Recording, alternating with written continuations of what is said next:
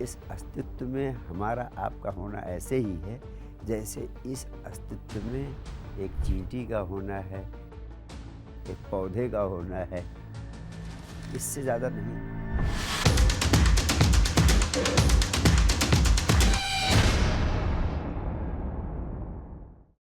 दुनिया के doctor Richard Dawkins, क्योंकि एथिस्ट हैं तो वो क्या कहते हैं?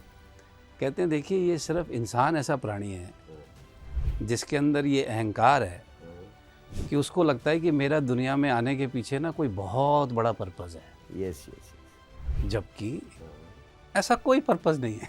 That is true. अगर आप गहरे में देखें हाँ जी, तो ये इतना विराट अस्तित्व है हाँ, जिसमें हमारा होना ऐसे ही है जैसे इतने विराट महासागर में एक बूंद का होना।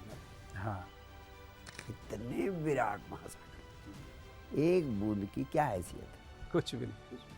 और हम सोचते हैं कि वो बूंद हाँ, इसके लिए ही इसका लक्ष्य है, इसका गंतव्य है, इसकी होनी है। इसीलिए एक संसार में जो है अचीविंग माइंड पैदा हुआ इस ईगो के कारण, जी, जबकि वास्तव में इस अस्तित्व में हमारा आपका होना ऐसे ही है जैसे इस अस्तित्व में एक चींटी का होना है, एक पौधे का होना है, इससे ज़्यादा नहीं है।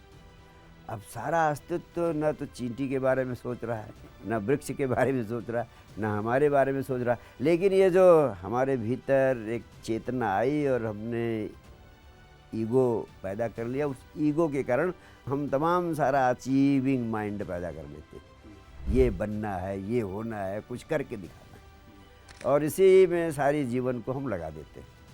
बहुत लोग मुझसे पूछते हैं, जैसे आपने पूछा कि जब कोई पर्पज नहीं है तो हम किस काम में लगे रहें, क्या करें?